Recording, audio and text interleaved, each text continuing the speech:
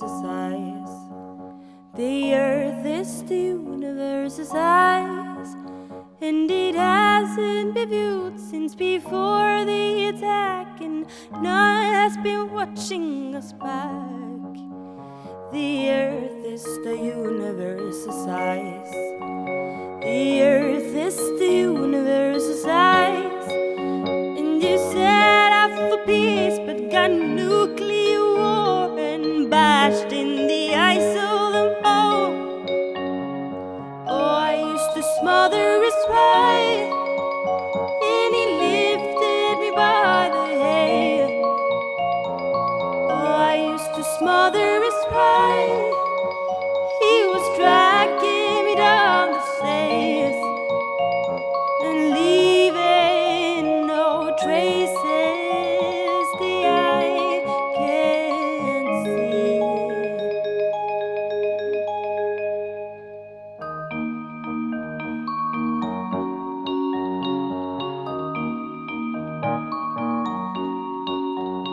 The night has 1,000 eyes.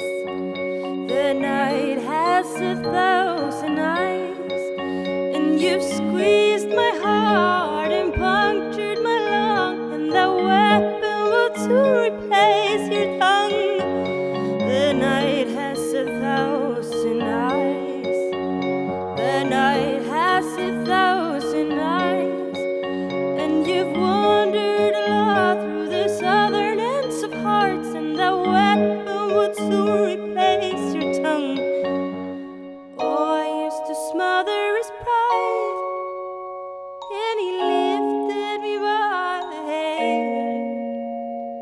Oh, I used to smother his pride, he was dragging me down the stairs. Oh, I used to smother his pride, and he lifted me by the head. Oh, I used to smother his pride, he was dragging me down the stairs. Oh, I used to smother his pride, and he lifted me by the head. Oh, I used to smother his pride, he was dragging me down the stairs and leaving no traces the eye can see. And my special guests on the inside sleeve, 3/5 of Norwegian outfit Highasakite. We have in the studio Øystein, Marte and Ingrid. Thank you very much for coming into the studio. Thanks for having us. You have a rich heritage, the whole band being involved in improvised and jazz music in Oslo, in Norway. And there is this rich heritage of jazz in Norway. Why is this? One reason is perhaps because we have so many schools. This is a small country with like 4 million people. Mm-hmm. And it's like this jazz school or jazz study opportunity in almost every big city. So they're easy to get this education in jazz music. It's not easy to get money, but it's not as hard as in many other countries, I think. You've come up with a really interesting take on folk and melding synth music too to build this very lush sound. What made you decide to pursue this path as opposed to a more jazz-orientated style of music? I think that I discovered when I went to the jazz academy that jazz wasn't really for me, because I don't really know why. It just felt more natural to go more pop oriented. Yeah. But I'm assuming that learning, that knowledge that you've gained from your studies has given you a great ability to then create music that is different, because that's the one thing that the critics are really excited about your music, that it has this air of difference about it. Maybe the people that plays instruments in Highasakite are more like has more to gain from it, because they come up with really good ideas really fast. It's not like I need to give them notes or anything. They can just come up with stuff on their own. You've released your second album, Silent Treatment, and this album is like a cinematographic piece. It's very big, it's very lush, there's a lot of detail when you listen, there's a lot of interesting sounds that you're playing with. But this took a long time to create this, didn't it?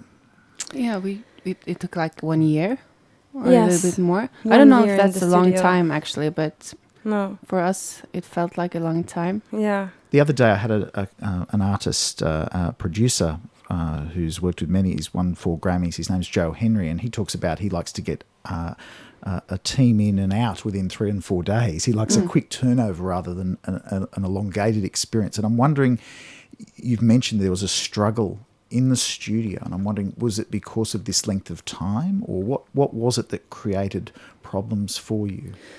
I think because I had made the songs with just the piano and vocals, and I recorded that on GarageBand.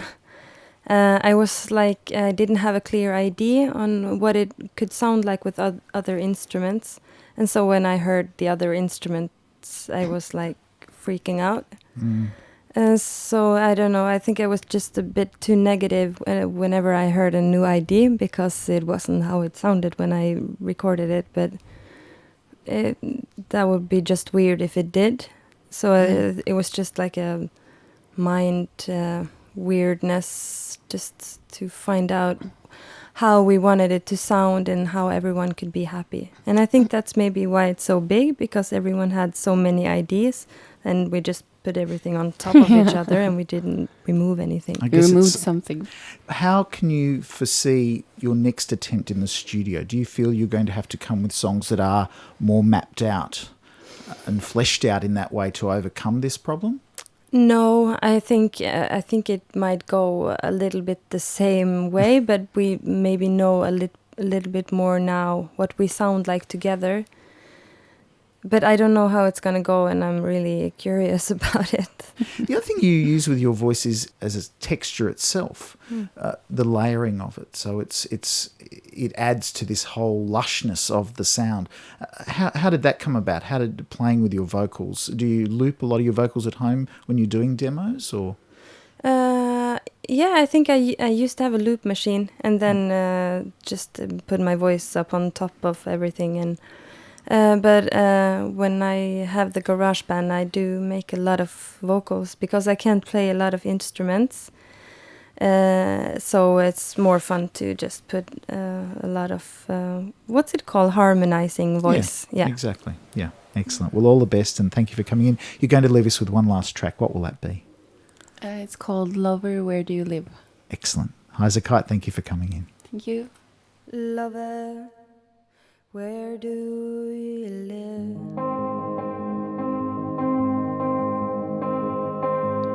In the sky, in the clouds, in the ocean.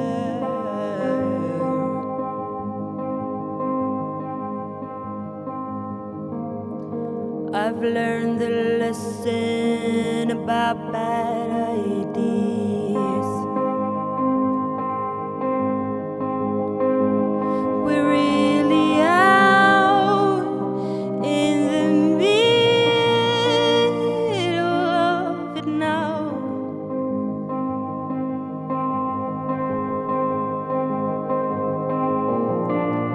And if I ever see you again, my love,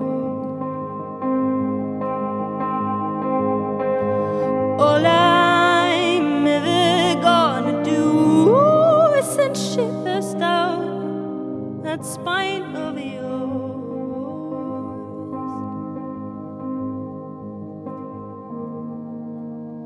It would be nice to come home, I guess.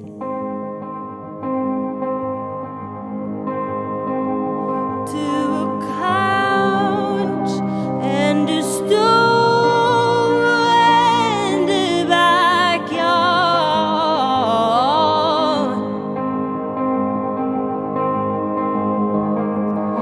Lover, where do you live?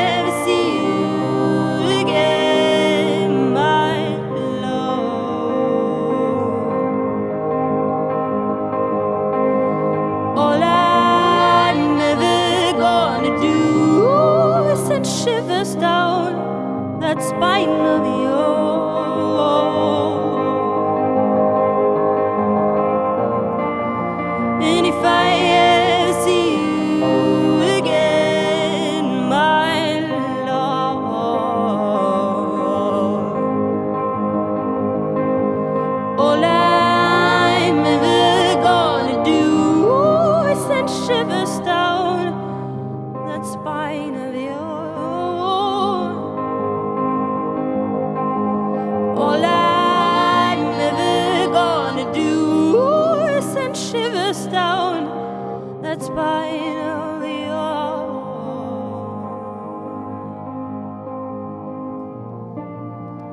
Love it.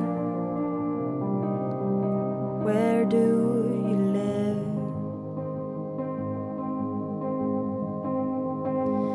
In the sky, in the clouds.